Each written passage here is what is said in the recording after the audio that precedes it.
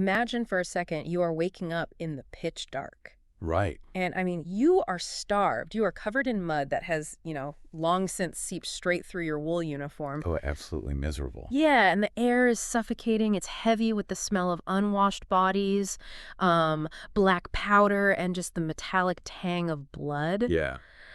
But the thing is, that is not what wakes you. What wakes you is a sound. The worst sound imaginable. Exactly. It's this rhythmic, muffled vibration that's traveling straight up through the soles of your boots, like a scrape, a thump, a scrape, a thump.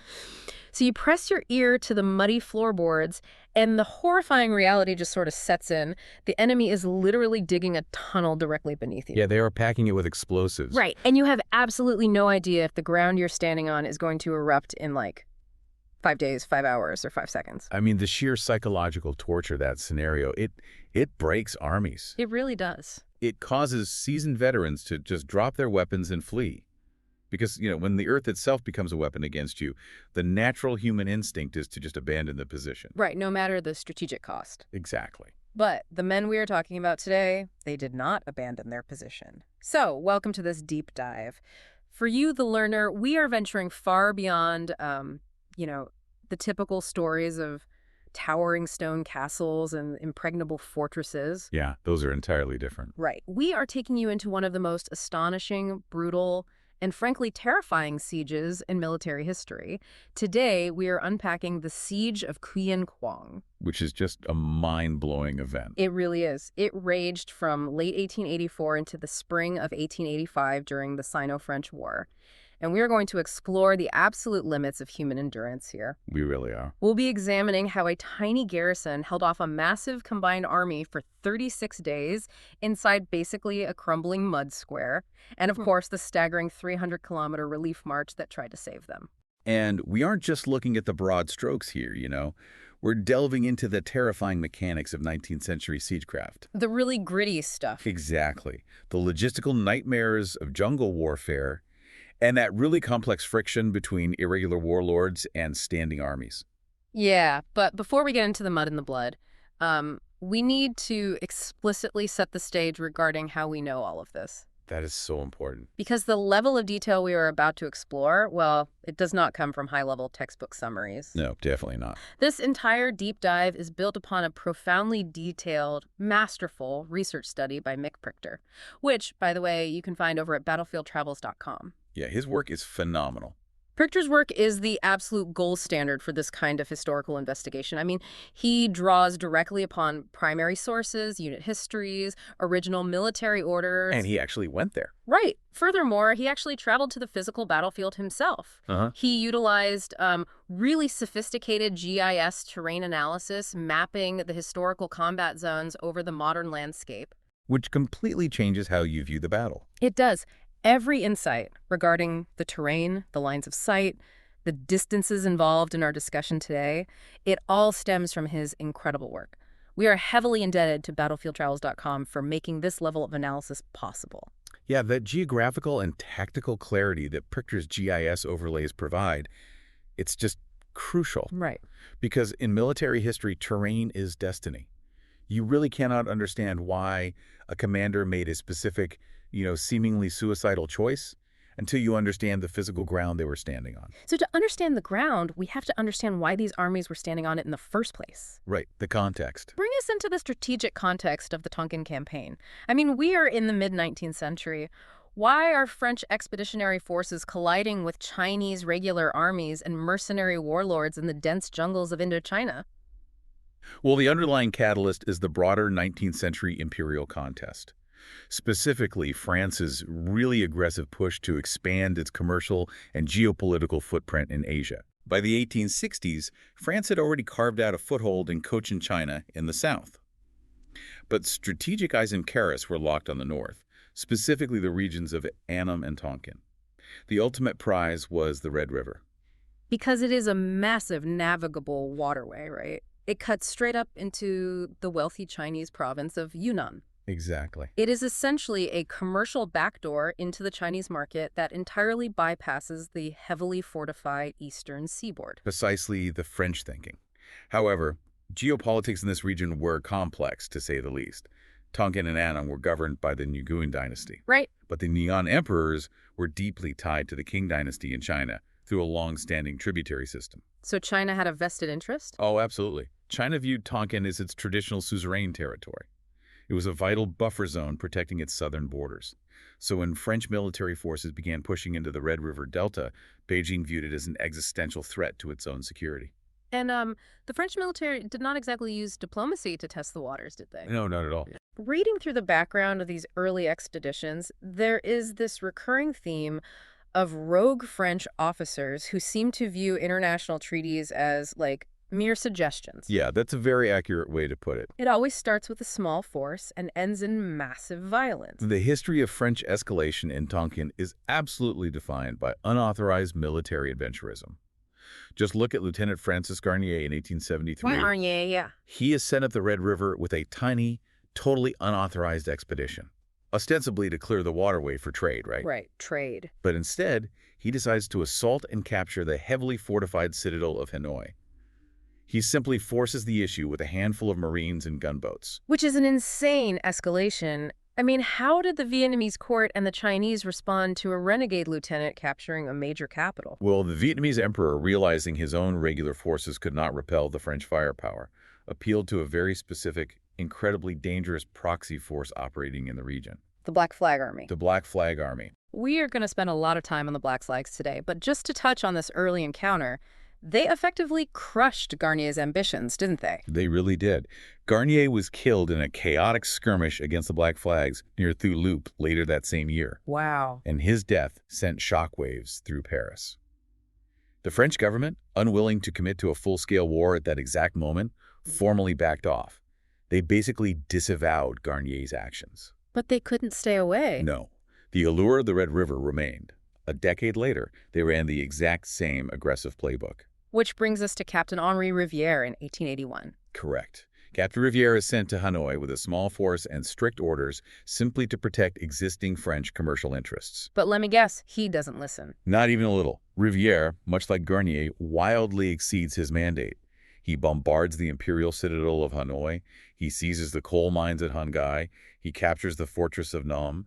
I mean, he is practically waging a private war of conquest. And the Vietnamese court pulls the exact same lever in response, right? They call in the Black Flag Army again. Exactly. And this time, the Chinese begin secretly mobilizing their regular provincial armies. They start funneling troops from Yunnan and Guangxi across the border to reinforce the region. It is a complete powder keg. And the spark was struck in May 1883. Yes. Rivière leads a column out of Hanoi and walks straight into a massive Black Flag ambush at the Paper Bridge. Oh, man. The French are routed, and Rivière is killed. For the government in Paris, this was the absolute breaking point. The deaths of two high-profile commanders at the hands of what they viewed as, irregular mercenaries was just an unacceptable humiliation. So they escalate. Big time. They dispatched a massive, reinforced Tonkin Expeditionary Corps under Admiral Courbet to formally dismantle the Black Flag strongholds and push the Chinese proxy forces back across the border. They bring the hammer down. They capture major fortresses like Sun Tay in December 1883. The French field armies are just steamrolling north, driving the Chinese regulars toward the frontier. And just when it seems like the entire region is going to burn, diplomacy actually steps in. There is the Tientsin Accord in May 1884. What happened there? So the Tientsin Accord was a brief, highly fragile attempt to prevent an all-out war between two empires. China tentatively agreed to recognize the French protectorate over Annam and Tonkin. And crucially, they promised to withdraw their regular troops from the region. Okay, and in exchange? In exchange, France agreed to respect China's southern borders and establish a comprehensive commercial treaty. But the ink on the treaty barely mattered, right? Because of the sheer friction of 19th century communications. Oh, exactly. You have armies deep in the jungle, weeks away from telegraph lines. That lack of rapid communication doomed the peace entirely. In June 1884, a French column advanced to occupy the frontier posts that were supposed to be vacated under the treaty. Right. As they marched near a town called Buc Luc, they encountered a massive force of Chinese regulars who either had not received the withdrawal orders or were actively, ignoring them. Yeah. And the Chinese opened fire. The Buc Luc ambush. And this is not just a skirmish. The French take heavy casualties and are forced into an agonizing multi-day fighting retreat back down the valley. Yeah, that ambush completely shattered the diplomatic illusion. Paris accused Beijing of profound treachery. Beijing accused Paris of unprovoked aggression. The Buck-Luck ambush thrust France and China formally into the Sino-French War. It's official now. It is. Hostilities erupted across the Tonkin frontier, naval engagements broke out along the Chinese coast, and the conflict even spread to the island of Formosa. The gloves were entirely off. So the French are now locked into a brutal, formal war. They have this massive prize, the Red River Delta, behind them, and they know thousands of Chinese troops are going to be pouring south out of the mountains to take it back. That's the terrifying reality they faced. To defend that delta, the French establish a defensive perimeter along the Clear River, which feeds into the Red River. Whenever I study the specific defensive posture, I think of the classic tripwire strategy. Oh, yeah. Explain how you view that tripwire mechanism. Well, you see it going all the way back to the Roman Empire with their limes, their frontier outposts.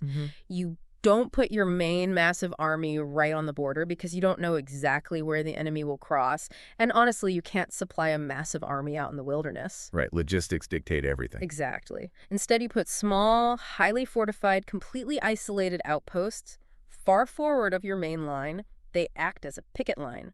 When the massive enemy invasion force rolls down the valley, they hit that tiny outpost. Yeah. The outpost is designed to absorb that massive first shock, force the enemy to stop and deal with them, bleed the enemy's logistics, and crucially, buy the main army back in the Delta enough time to mobilize and pivot. That is a perfect military analogy. The French command structure understood that any force they placed on the Clear River was going to be heavily outnumbered. Right. Their literal job was to delay the Chinese offensive. They established a string of these forward posts, and the absolute tip of the spear, the most exposed, isolated position in this entire tripwire defense, was the settlement of Tuyên Quang.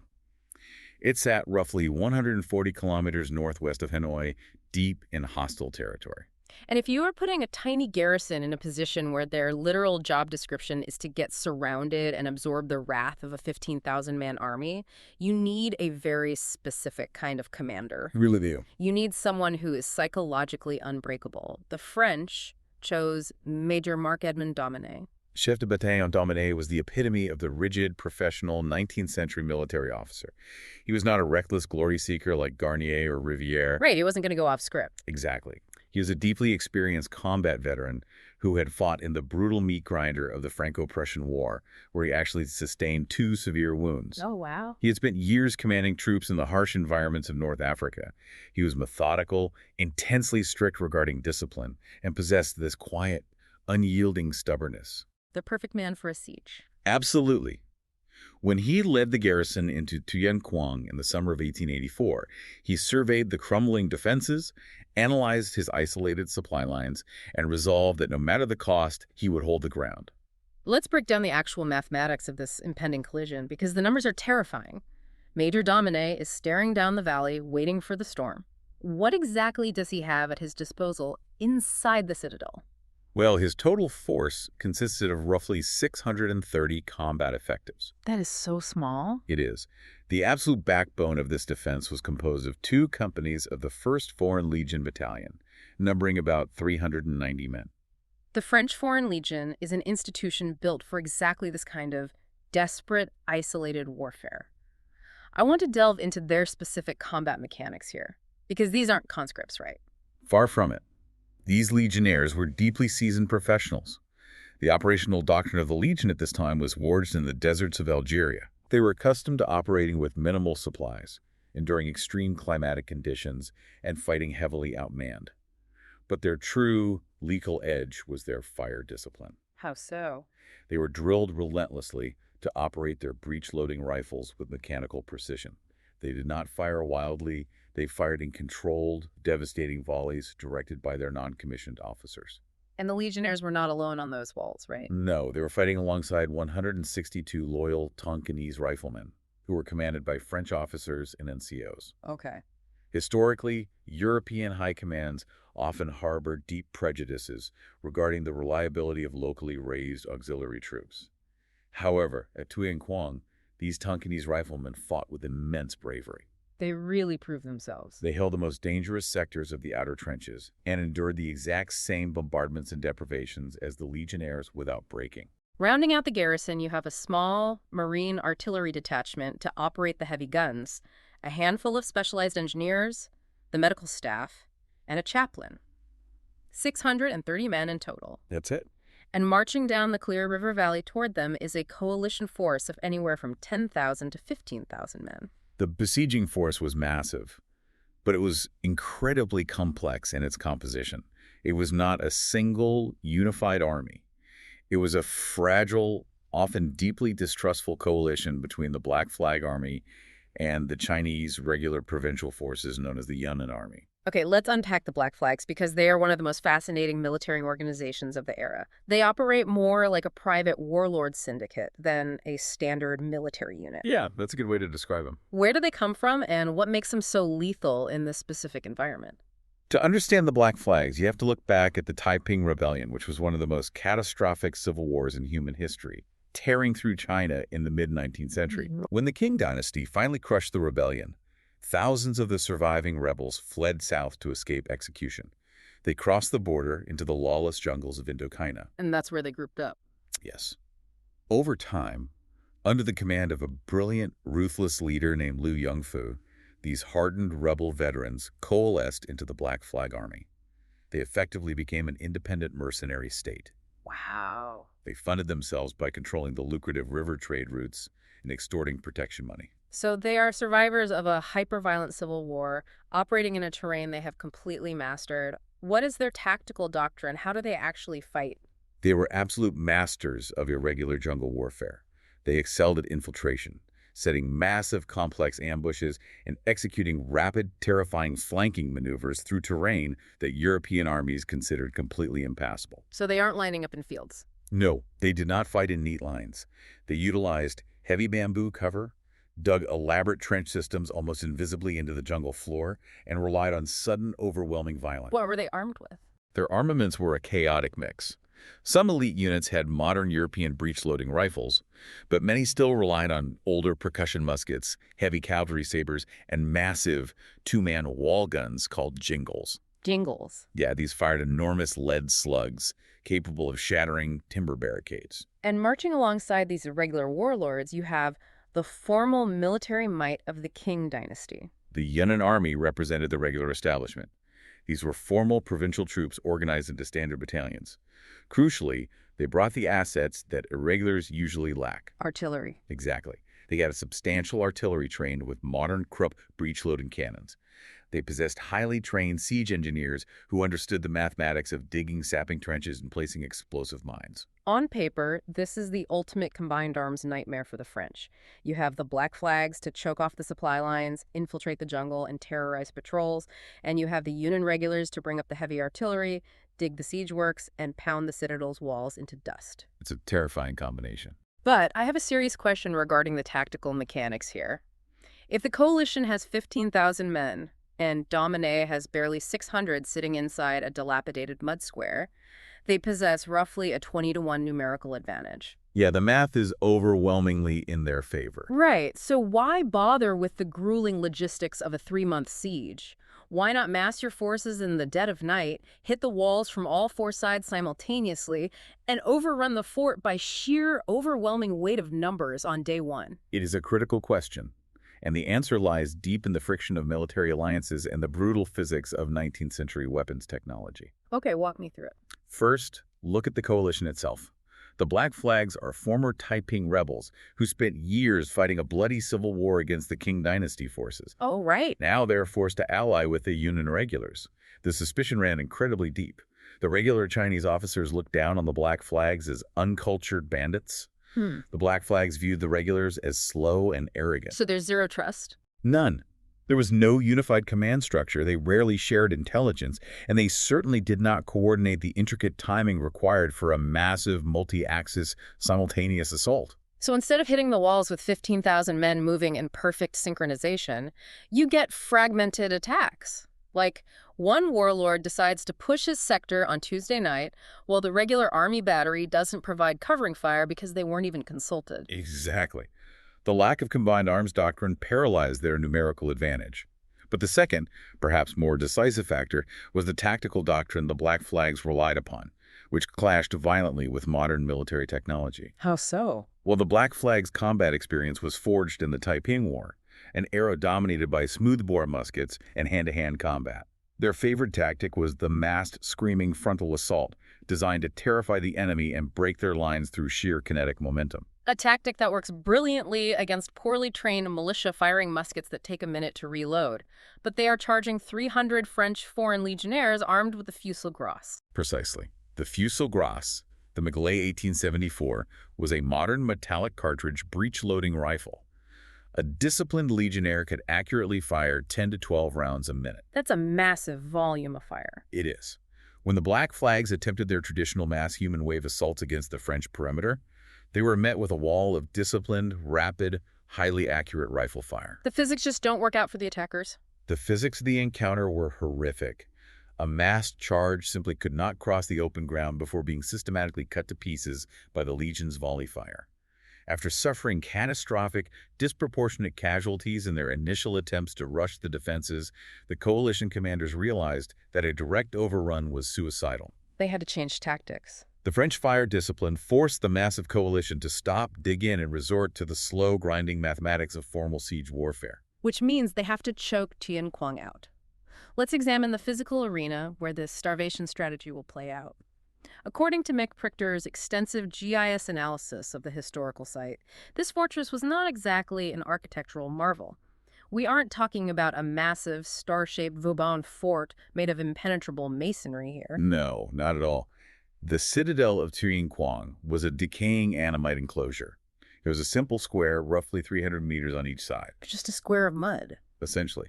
The walls were constructed of packed earth and decaying, crumbling brick. The parapets, the elevated walkways where soldiers stand to shoot, were badly eroded. Surrounding the walls was a shallow ditch that had largely filled with silt and vegetation over the years. If an enemy brought up modern Krupp artillery, those packed earth walls would start dissolving immediately. Major Dominé knew this, so how did his engineers attempt to harden a mud square? They worked frantically around the clock in the weeks before the siege fully closed. They stripped the surrounding Annamite village of every single piece of usable timber. They took everything. Everything. They constructed massive fascines, huge, tightly bound bundles of branches and sticks, and staked them into the eroding parapets to provide stability. They filled thousands of sandbags to create firing loopholes. What about the corners? They built heavy timber blockhouses jutting out from the corners of the walls, which allowed the defenders to lay down flanking enfilade fire right along the length of the ditch if the enemy managed to reach the walls. But inside that tiny 300-meter square, there was one geographical feature that dictated the entire defense. Prichter's terrain analysis highlights this as the crucial anchor of the French position. Yes, Le Grand Mamelon. Which translates roughly to the Great Mound. It was a steep-sided hill situated directly inside the northern sector of the citadel enclosure, rising about 40 meters above the surrounding flat terrain. And in military terms, elevation is observation and observation is survival. Absolutely. Because the surrounding river valley was mostly flat, whoever controlled the crest of Le Grand Mamelon possessed a clear line of sight out to nearly 5 kilometers. Which is huge. Dominé instantly recognized its value. He anchored his entire defense around it.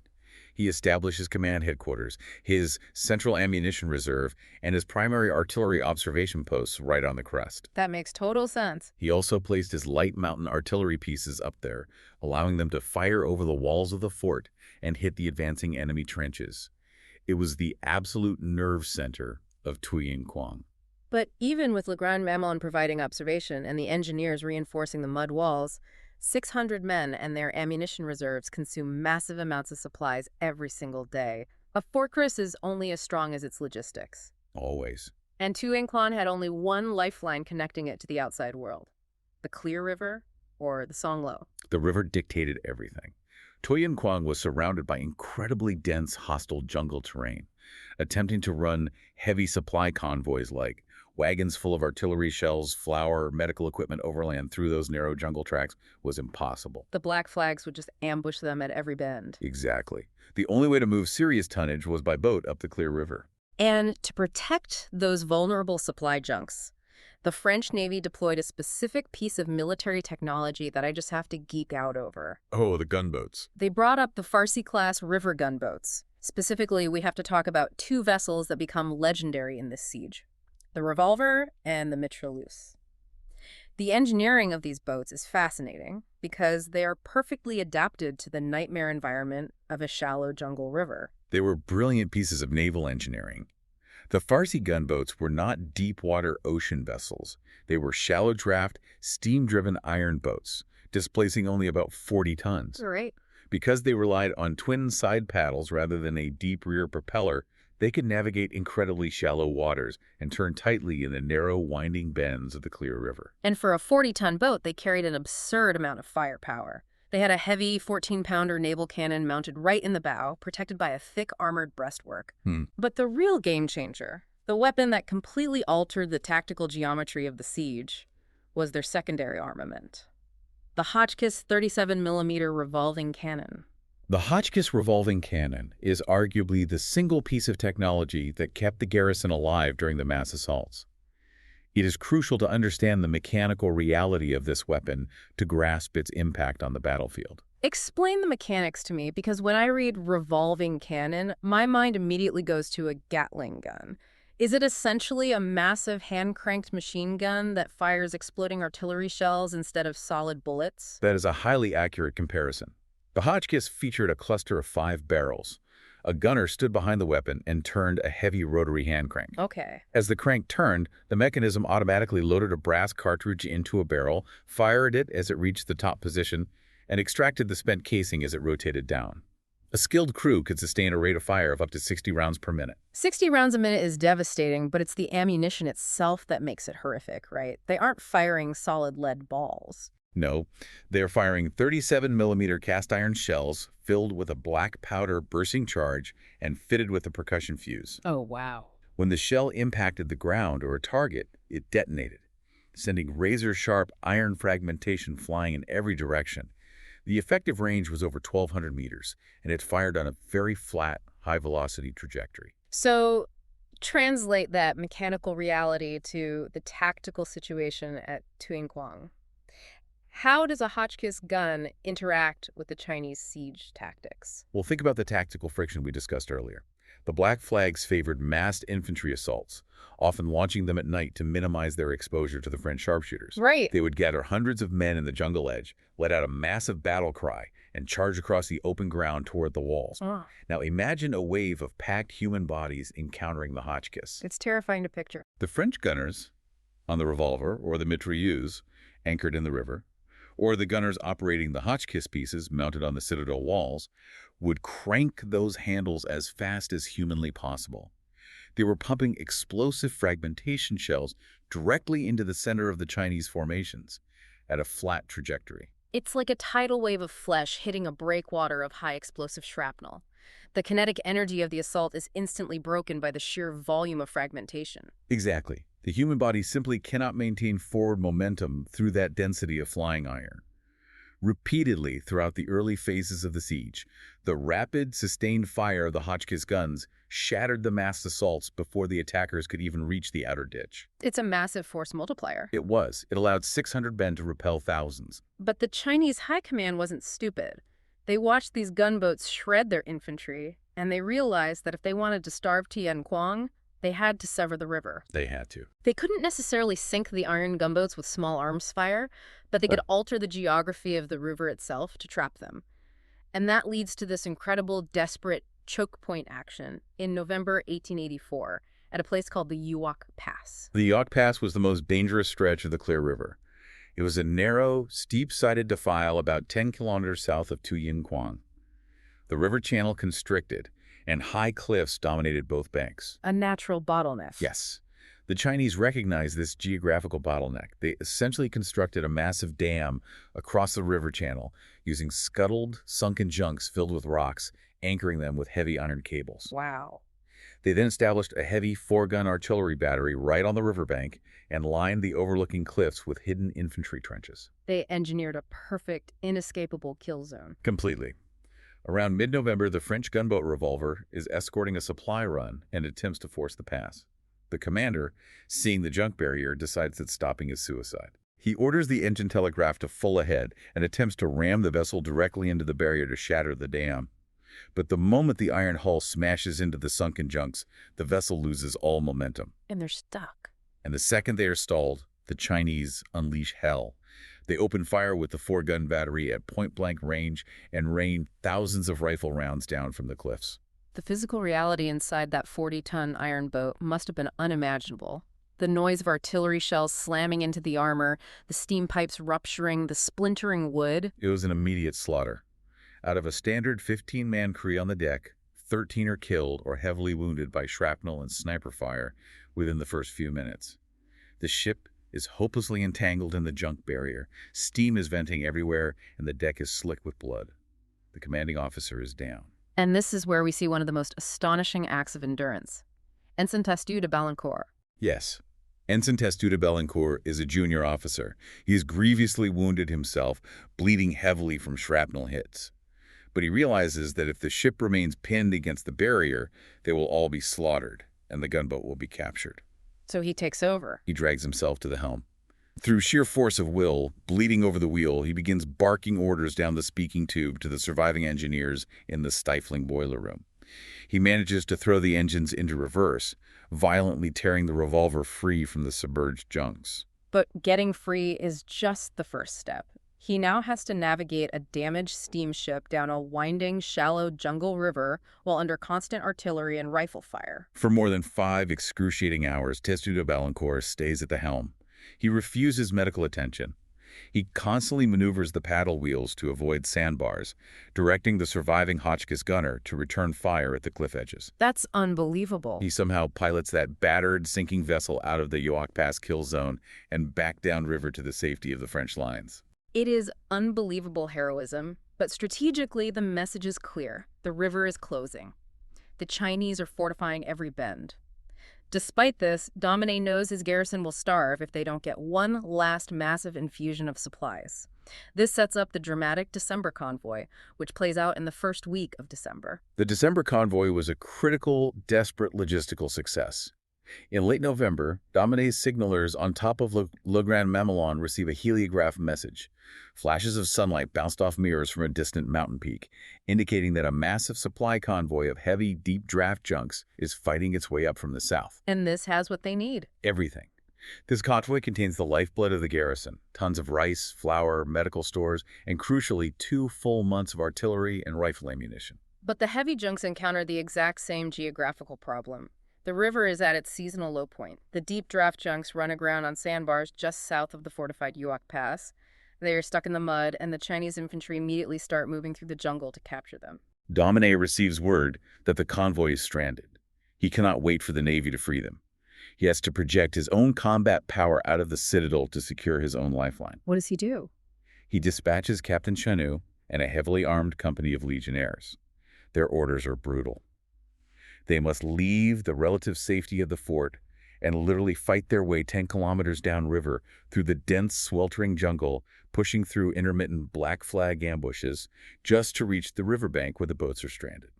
They finally reach the riverbank, and the logistics of the transfer are a nightmare. They are under constant harassing sniper fire from the opposite bank. Oh, it's terrible. Under the covering fire of the surviving gunboats, the Legionnaires and the sailors have to manually haul thousands of heavy wooden crates of ammunition and sacks of rice out of the stranded deep draft junks, wade through the muddy water, and load them into lighter, shallow draft sampans that can clear the sandbars. And we cannot forget the most difficult cargo. Oh, right. The convoy had brought up 33 live oxen on the heavy junks to provide fresh meat for the garrison. Hold on. 33 live oxen. In a jungle firefight. I cannot fathom the mechanics of this. You are under enemy fire in a dense jungle.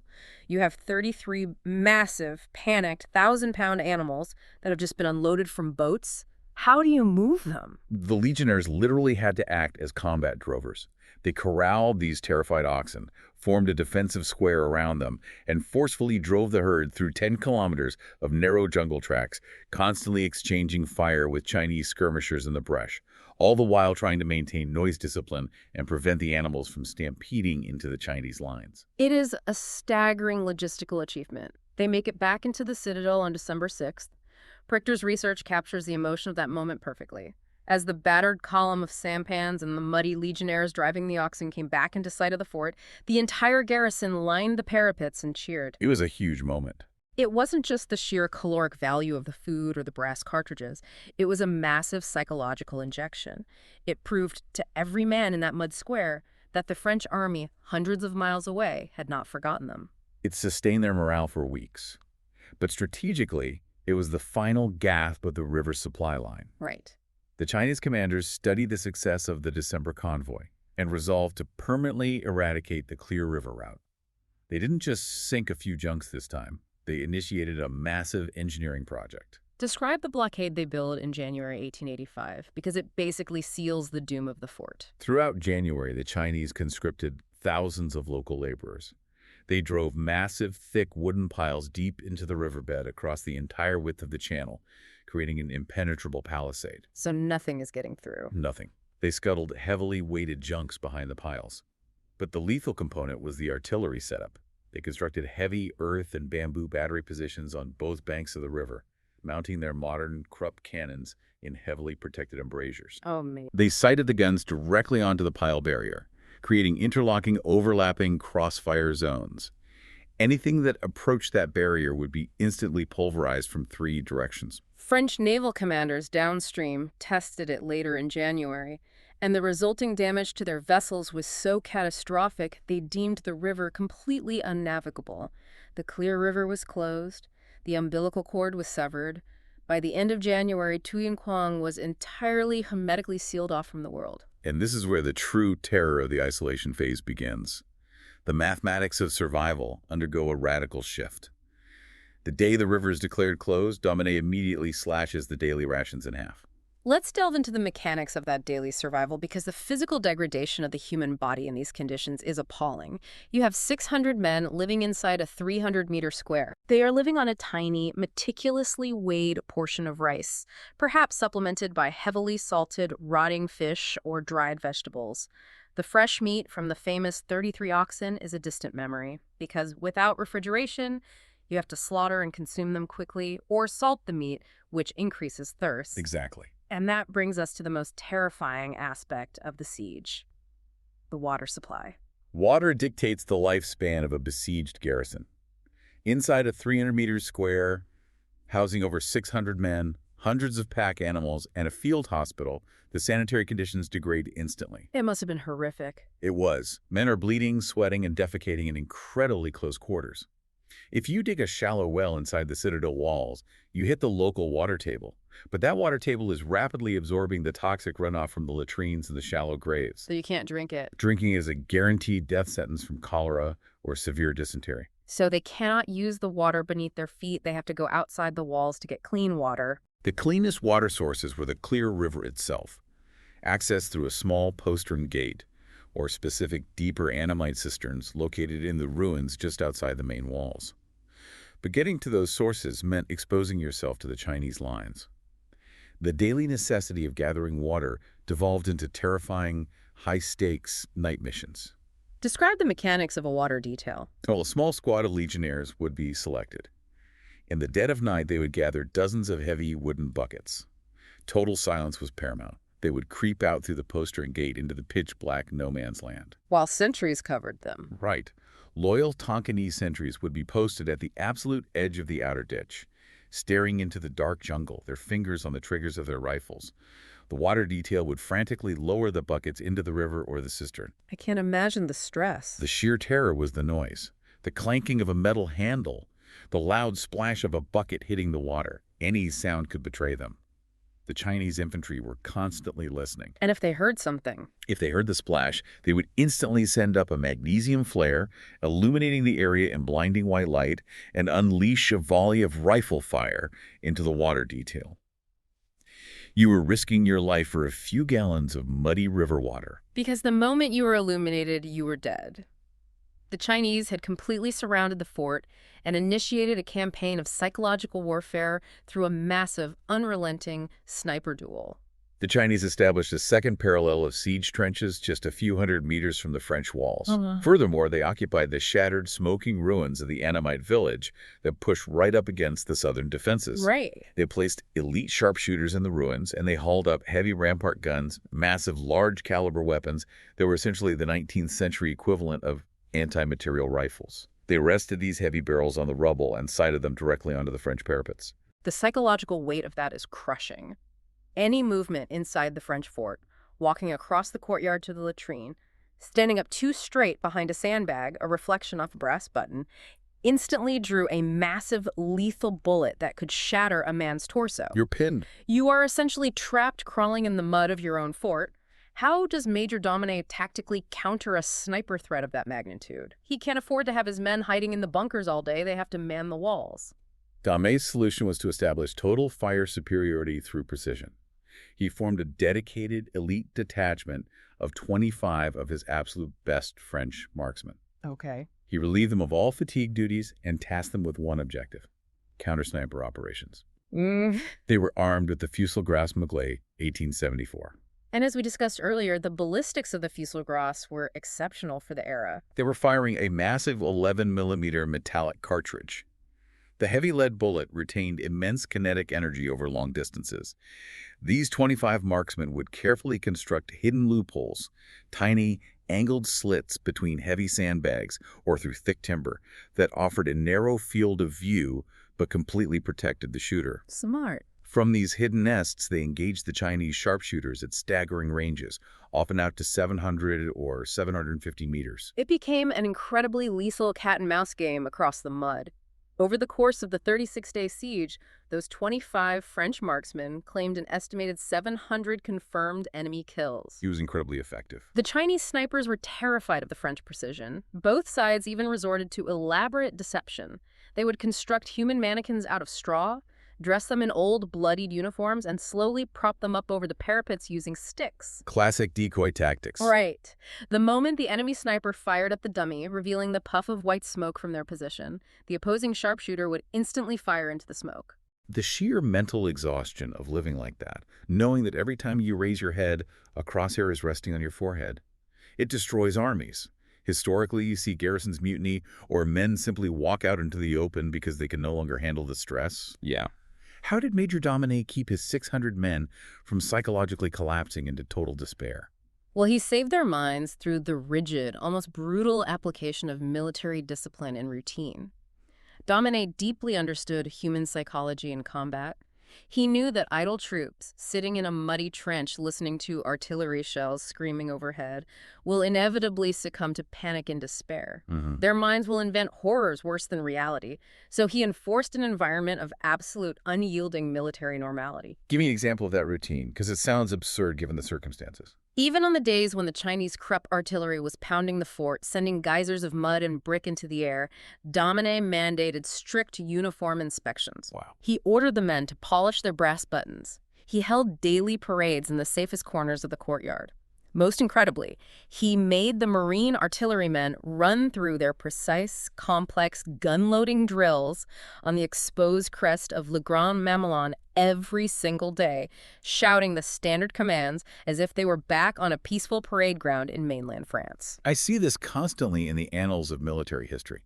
I always draw a direct parallel to the disciplined routine enforced by British officers during the Siege of Lucknow, during the Indian Mutiny, or the rigid, unchanging schedule of a besieged naval vessel trapped in the ice. Yes, exactly. When the physical world outside your walls had descended into absolute chaos and violent death, the rigid military structure, the exact timing of the bugle calls, the absurdity of shining brass in the mud, the unquestioned obedience to a shouted order, it acts as an impenetrable firewall against psychological collapse. It gives them a structure. It gives the human mind a highly structured micro-world that it can still control.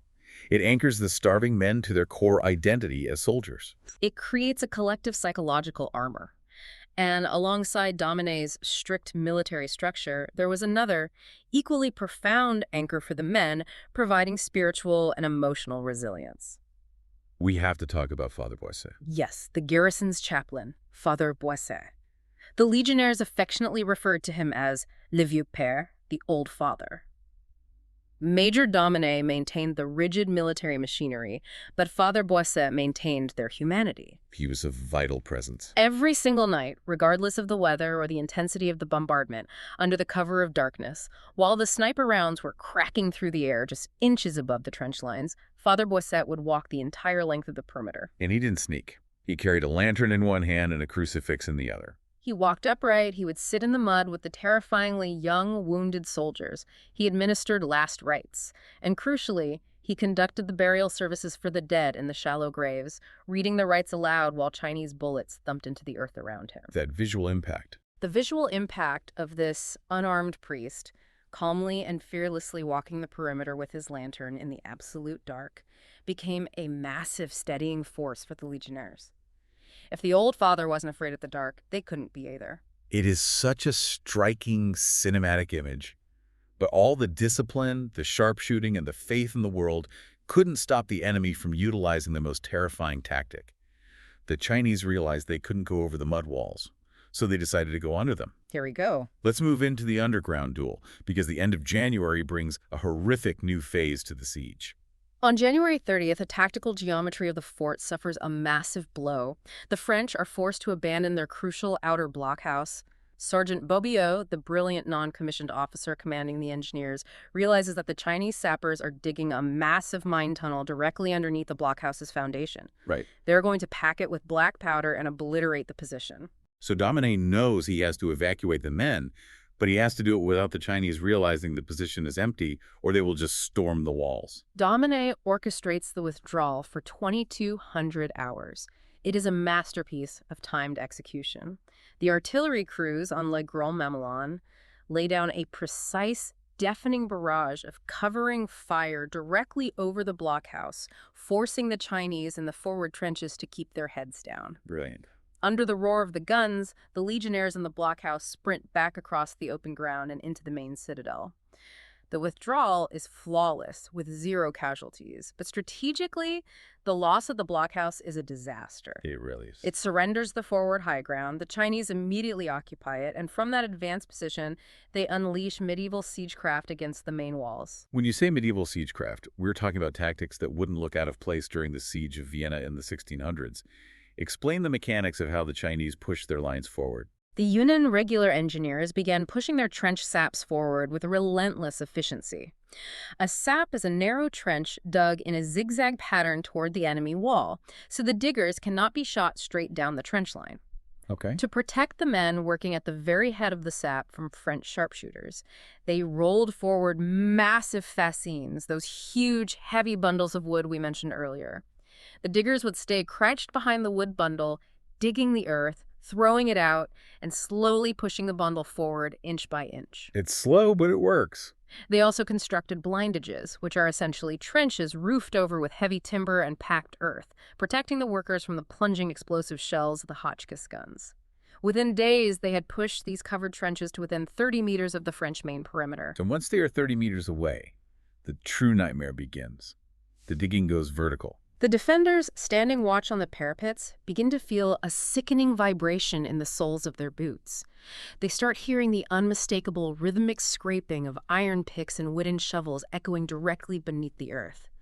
The Chinese are tunneling deep under the citadel walls, creating vast underground galleries that they intend to pack with thousands of pounds of explosives. I want to dwell on the sheer psychological horror of this. Yeah. You are trapped in a decaying mud fort.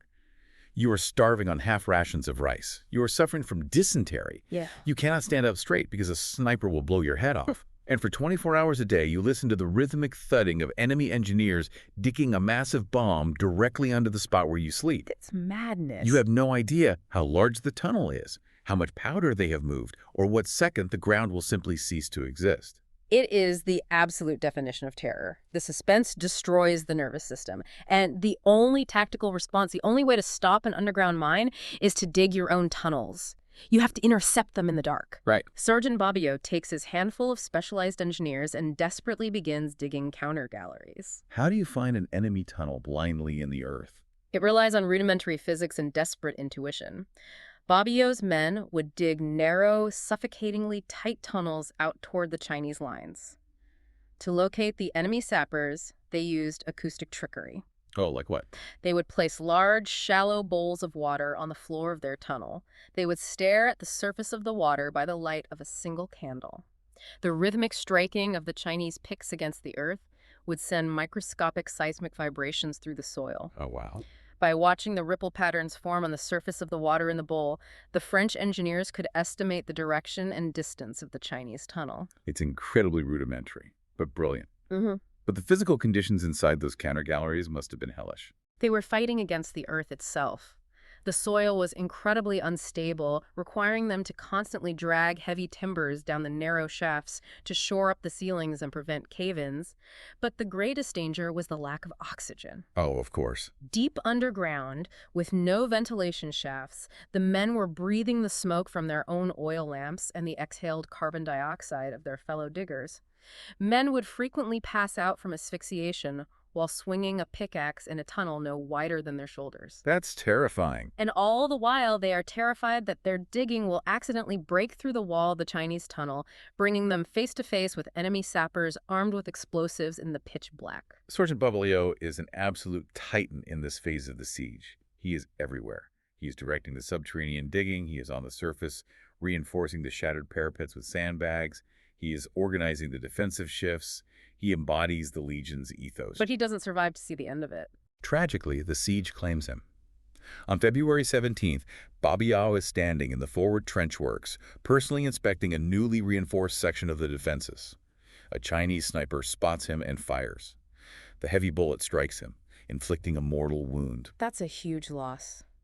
Mick Prichter's research unearths a beautiful, heartbreaking quote from a contemporary account regarding Bavaillot's death. It states that he placed honor before rank. He didn't hide in the deep bunkers directing his men from safety. He led from the absolute front, exposing himself to the exact same lethal risks as the lowest private. He lingered in agony for over a month in the besieged hospital before finally succumbing to his wounds. The loss of Bavaillot is a devastating blow to the engineering defense, and despite his men's frantic countermining efforts, they simply cannot intercept every tunnel. The Chinese siege engineers are too numerous. The earth finally erupts. Walk us through the terrifying sequence of events on February 12th and 13th. The physical reality of a mine explosion is catastrophic. At 05:30 hours on the morning of February 12th, the first Chinese mine detonates directly under the west face of the citadel walls. The concussive force is unimaginable. The ground violently bucks upward. A massive geyser of pulverized earth, shattered brick, and the pulverized remains of the timber barricades shoots hundreds of feet into the sky. Just complete The destruction. deafening roar physically stuns everyone inside the fort. And instantly, as the dust cloud is still hanging in the air, hundreds of Chinese infantry erupt from their advanced saps, screaming battle cries, trying to pour through the massive smoking gap in the wall before the French can react. This is the moment where military doctrine dictates the defense should crumble. But Major Dominé has prepared for this exact second. Dominé's foresight saved the garrison. He knew the mines were coming, and he knew that keeping troops standing directly on top of the threatened walls would just result in mass casualties when the explosion happened. Right, he pulled them back. He had strictly ordered his men to hold back in a secondary, entrenched reserve line. The moment the dust began to settle from the explosion, Dominé unleashed the Legion's general reserve. They hit the breach head-on. The surviving Hotchkiss gunners on the flanks rapidly cranked their weapons, sweeping the lip of the crater with flat trajectory shrapnel. It's a slaughter. The Legionnaires fired disciplined volleys directly into the faces of the attackers. They killed 30 Chinese soldiers right at the edge of the crater, completely breaking the assault's momentum and violently sealed the breach. But the Chinese siege strategy relies on unrelenting pressure. They don't stop to mourn their dead. Less than 24 hours later, the nightmare repeats. At 0300 hours on February 13th, under the cover of absolute darkness, a second, even larger mine explodes directly under the southwest salient of the fort. Another one. The explosion is significantly more violent than the first. It utterly obliterates 15 meters of the defensive wall, creating a massive sloping ramp of loose earth leading straight into the heart of the citadel. Again, the Chinese infantry swarm forward. The French counterattack is immediate. Captain Millet, a fiercely aggressive officer, leads his company of legionnaires directly up the slope of the rubble, charging into the smoking crater. In the dark. The combat devolves into savage hand-to-hand fighting in the dark. Men are using bayonets, clubbed rifles, and heavy entrenching tools. 5 legionnaires are killed instantly in the melee. And the concussive physics of that second explosion were so violently extreme that they produced one of the most grim incidents of the siege. Private shell bomb. Yes.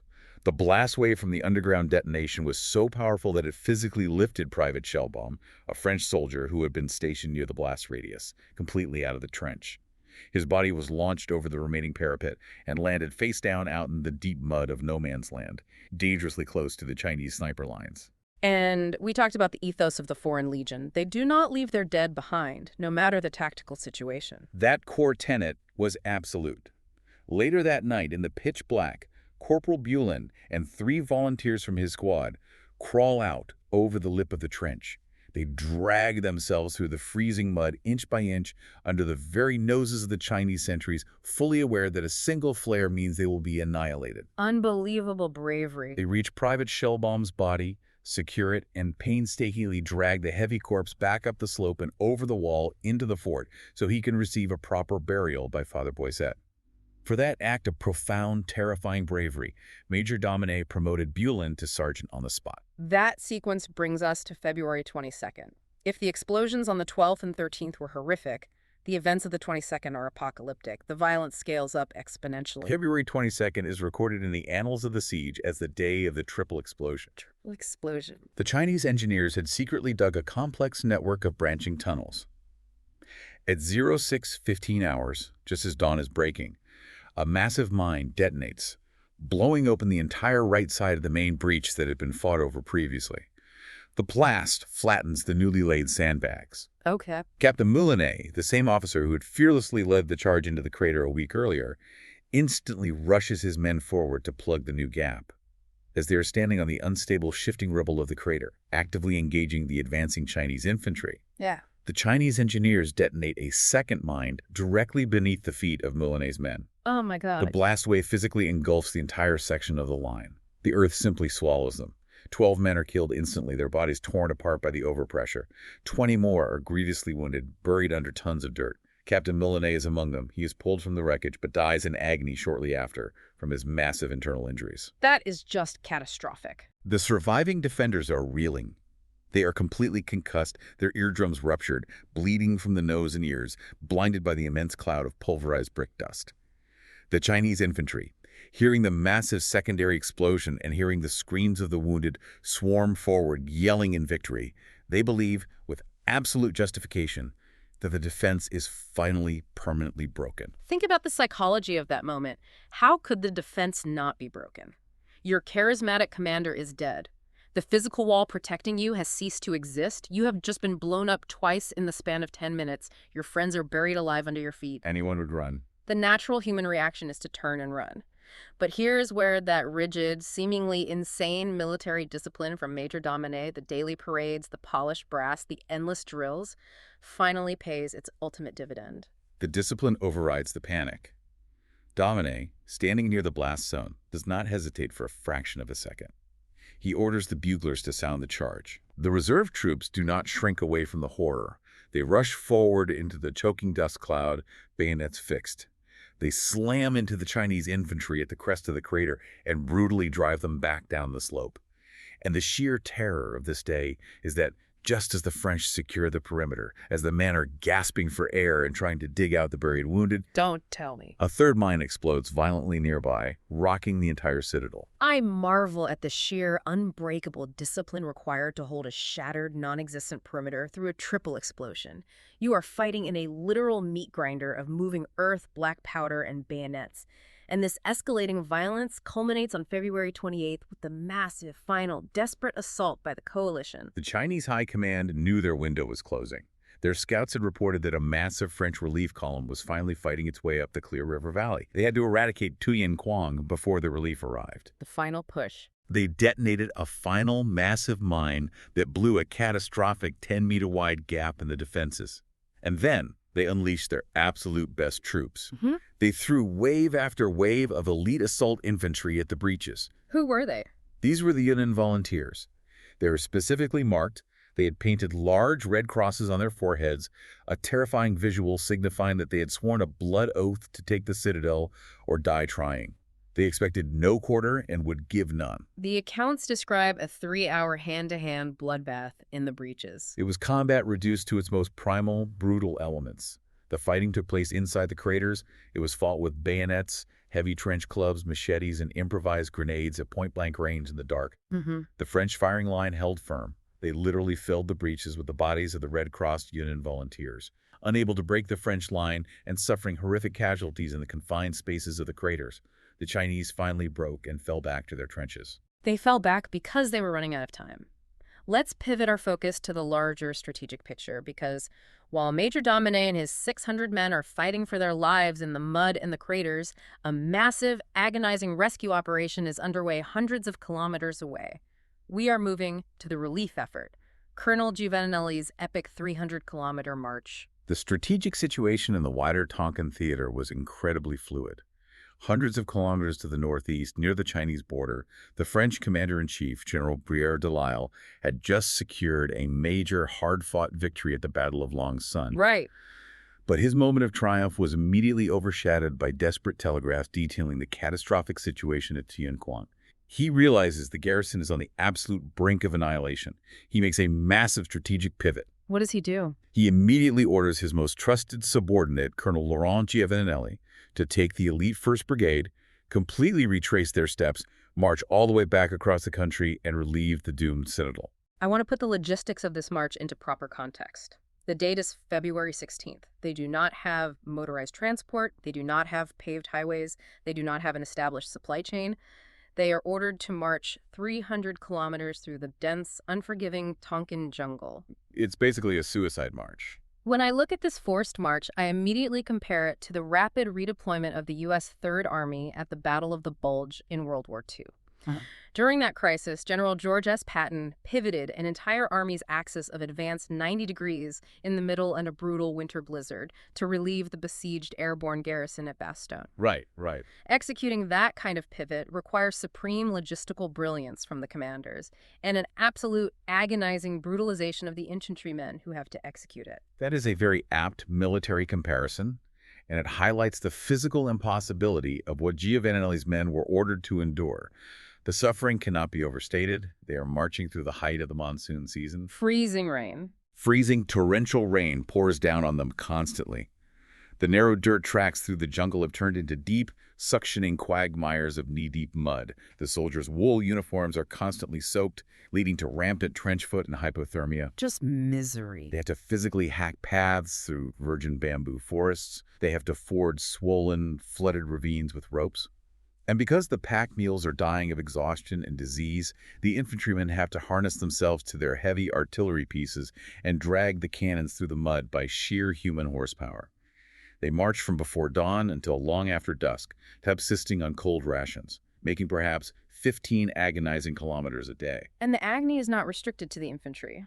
The river flotilla, the naval element, is trying to keep pace on the Clear River to provide heavy fire support and carry the bulk of the ammunition and rations. But the river is fighting them just as hard as the jungle. The Clear River is at its absolute lowest point of the year. The water level is so diminished that the heavy iron gunboats constantly run aground on hidden sandbars and submerged rock formations. The steam engines are useless. Totally useless. The French sailors are forced to execute backbreaking labor. They literally jump out of the boats into the freezing, chest-deep river water. They tie stick hawser ropes to the iron hulls of the ships, wade up to the sandbars, and physically haul these 40-ton iron gunboats over the shallows by hand, foot by agonizing foot. It's an absolute agony of logistics, but they push through the pain, the dysentery, and the exhaustion because they know the terrifying mathematics of the siege. Every hour they delay, another mine goes off under Major Dominé's men. The clock is ticking. But the Chinese coalition is highly intelligent. They know this massive relief column is coming. They know exactly what route they must take. And that leads us to the penultimate clash of the campaign, the bloodbath at Haramuk. As Colonel Giovanelli's exhausted brigade nears the final approach to Tuyên Quang, they must pass through a dense, jungle-choked ravine near the small village of Haramuk. It is March 2nd. The French vanguard is cautiously moving forward along the narrow track, pushing through the incredibly tall elephant grass. The area seems completely deserted. It is eerily, unnervingly quiet. Which, in jungle warfare, is never a good sign. It usually means the wildlife has been scared away by thousands of hidden men holding their breath. Precisely. Without a single warning shout, the entire jungle erupts in a wall of flame and lead. The French vanguard is hit simultaneously by point-blank, synchronized volleys of heavy rifle fire from 3 sides. An ambush. The Black Flag Army, utilizing their mastery of the terrain, has spent weeks constructing a massive, perfectly concealed system of deep trenches. They have entirely masked the freshly dug earth with woven bamboo screens and transplanted vegetation. The ambush is completely invisible until it fires. The French advance guard is cut to pieces in a matter of seconds, pinned down in the tall grass. It is an ambush orchestrated on a grand, devastating scale. Colonel Giovanninelli surveys the terrain and realizes a grim truth. He cannot maneuver his brigade around the ravine. The jungle on the flanks is too dense for his artillery. The only road to Tuyên Quang runs directly through the center of those hidden trenches. He has to go straight through the meat grinder. At midday, Giovanninelli makes the brutal calculus. He orders the Mitrailleuse battalion, his elite marine infantry, seasoned shock troops, to form up and execute a massive frontal assault directly into the teeth of the ambush. The bugles sound the charge, and the Marines surge forward into a meticulously designed kill zone. Describe the defensive architecture they're running into, because the Black Flags did not just dig holes in the ground. It was a textbook defensive slaughterhouse. The approaches to the hidden trenches were heavily seeded with thousands of bamboo punji stakes, razor-sharp stakes hidden in the grass, often coated in feces to ensure infection, that tore through the charging soldiers' legs, crippling them before they could even fire their weapons. The trench lines themselves were angled to provide interlocking fields of crossfire, meaning any Marine advancing on one trench was being shot in the flank by another. When the Marines miraculously reached the abatis, the massive barrier of felled, sharpened trees protecting the trench lip, they became entangled in the branches and were simply mowed down by the Black Flag volley fire. The initial assault is shattered. A second, desperate assault later in the afternoon meets the exact same bloody fate. By nightfall, the entire French relief brigade is stalled in the mud, and they have taken horrific casualties. The tactical momentum is dead. And the sensory reality of that night on the battlefield is chilling to even read about. It is a profound vision of human misery. A freezing torrential rain begins to pour down, turning the ravine into a swamp. Visibility drops to absolute zero. The French troops cannot retreat because they have wounded men everywhere, and they cannot advance into the invisible trenches. They are lying prone in the freezing, bloody mud, no more than 200 meters from the Chinese lines. They are silently waiting for dawn. No fires are allowed because a single spark will draw a volley of jingle fire in the dark. And amidst all this horror, the medical situation is completely desperate. The doctors are operating under impossible conditions. Dr. Mass, the chief medical officer of the brigade, is performing an act of superhuman endurance. He is crawling through the freezing mud among the dead and dying. Throughout that long night, he personally treats 64 severely wounded men. And because they are so close to the enemy lines, they cannot risk lighting a medical lantern. It would instantly draw a sniper fire that would kill both the doctor and the patient. So how does he see what he's doing? Dr. Mass is performing complex triage, attempting to staunch arterial bleeding and bandaging shattered limbs in the pitch black. To see what he is doing, he occasionally strikes a single sulfur match, hiding the tiny flame completely under his heavy rubberized raincoat just for a second to assess a wound. It is the crude, brutal reality of 19th century combat medicine. It's unimaginable pressure, but they know Tuyên Quang is dying just a few miles away. So the next morning, March 3rd, despite the casualties, despite the rain, they rise from the mud and they go again. At first light, Giovanninelli orders a massive combined assault. This time, it is not just the Marines. The Marsouins, which is the traditional nickname for the Marine infantry, fix their bayonets alongside the Turcos, the legendary, fiercely aggressive Algerian tirailleurs. They unleash a massive artillery barrage into the tree line, and the infantry surges forward in a unified wave. And the Chinese respond by unleashing a terrifying new weapon into the advancing ranks, Fougasse mines. Fougasse mines are essentially enormous, primitive, improvised explosive devices. The Chinese had dug deep pits, packed them with hundreds of pounds of black powder, and piled massive amounts of rock, scrap iron, and shrapnel on top. Oh, man. As the Algerian riflemen charged over the hidden tripwires, the Chinese detonated the Fougasse. One specific explosion wiped out 40 Algerian tirailleurs in a single devastating blast of rock and fire. But the sheer aggression of the French troops could not be broken. The survivors of the blast did not stop. They clawed their way through the shattered bamboo barriers, they physically leaped over the abatis, and they crashed down into the Black Flag trenches. The battle devolved into a savage, swirling melee of hand-to-hand combat. French bayonets and rifle butts clashed against Chinese pikes and heavy executioner sabers. For over an hour, the narrow trenches ran red with blood. But the relentless pressure finally fractures the black flag lines. It does. By early afternoon, the Chinese defensive coordination breaks down. The sheer kinetic ferocity of the Marine and Algerian infantry overwhelms them. The enemy begins a fighting retreat, melting back into the deep jungle. The road to Tuyên Quang is finally, definitively open, but the cost to the relief force is staggering. The Mahia's battalion, the elite Marines who spearheaded the assaults, started the campaign with over 600 effectives. They are reduced to barely half that number. The officer corps across the entire brigade is absolutely decimated, but they have won through. They reform their shattered ranks and begin the final march toward the citadel.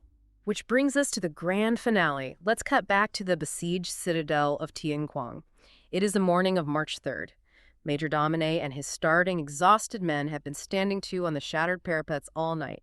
They have been listening to the distant, rolling thunder of the artillery from the battle at Ho Muk echoing down the valley. They know it's close. They know the relief force is fighting.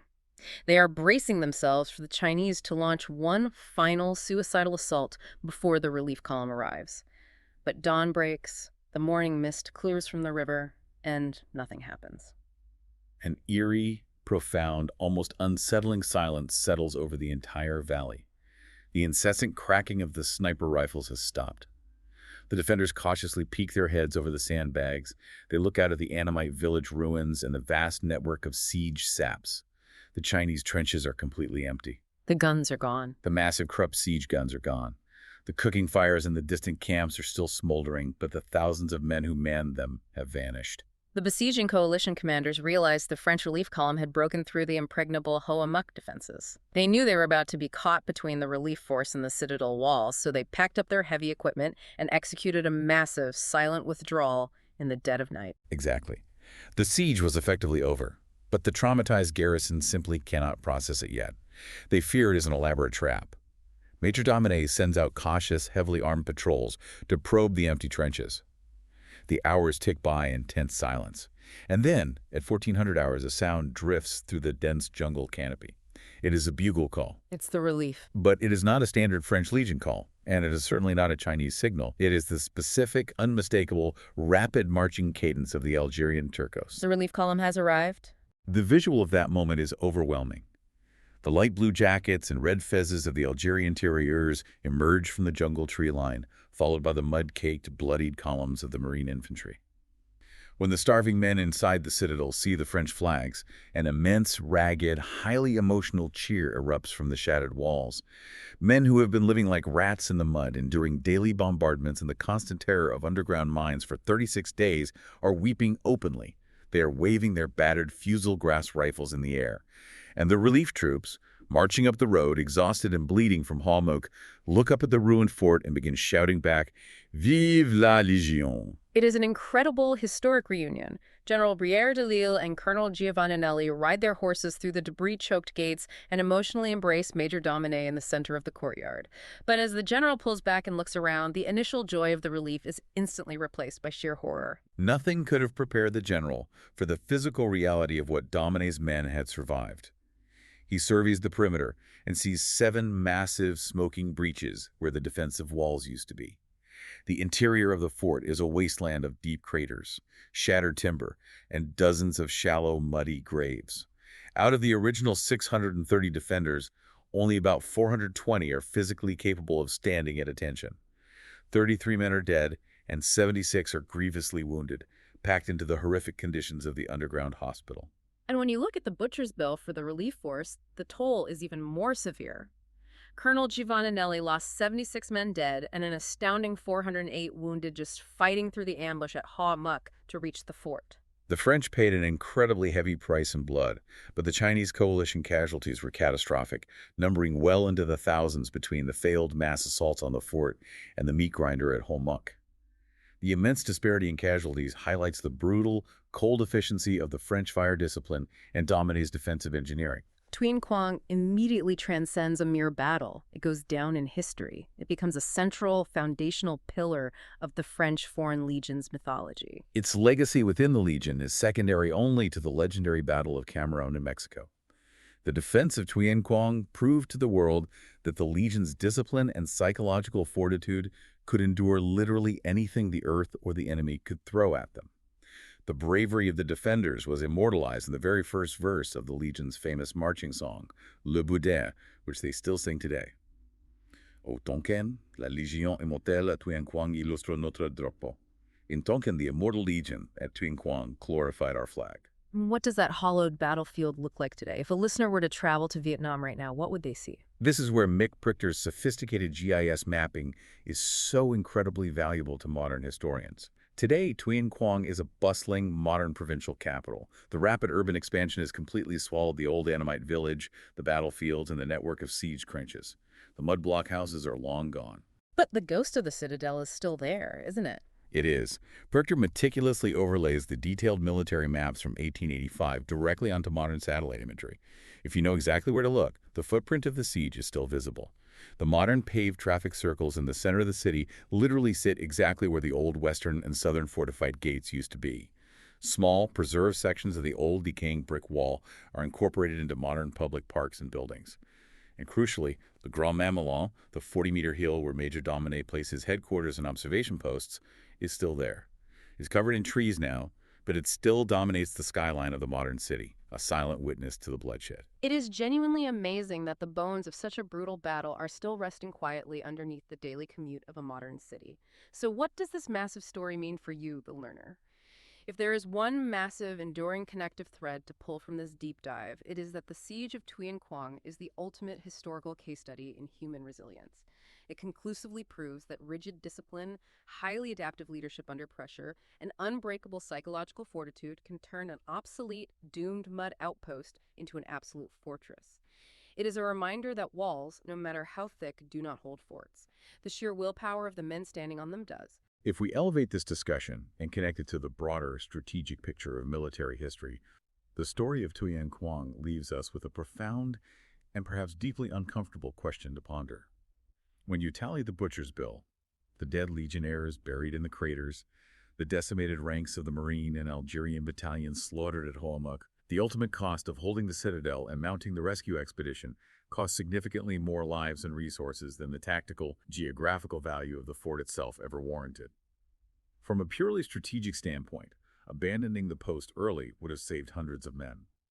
So does the immense psychological and propaganda victory of such a glorious defense justify the immense blood spilled to achieve it? How do military high commands weigh the lasting, mythic, institutional value of a legendary siege against the cold, brutal, unsentimental mathematics of war? That is a heavy, complex question to mull over, and it cuts to the core of why military history is so endlessly fascinating and tragic. Before we wrap up, we want to emphatically remind you that this entire incredible story, the meticulous details of the tunneling, the gunboats, and the tactical maneuvers, was brought to life by the deep, painstaking research over at battlefieldtravels.com. I highly encourage you to visit their site. You can read Mick Prichter's full, extensive study on the Siege of Tuyên Quang, access the incredible GIS maps and additional information we discussed today, and explore hundreds of other deeply researched battle and campaign studies that bring history to life.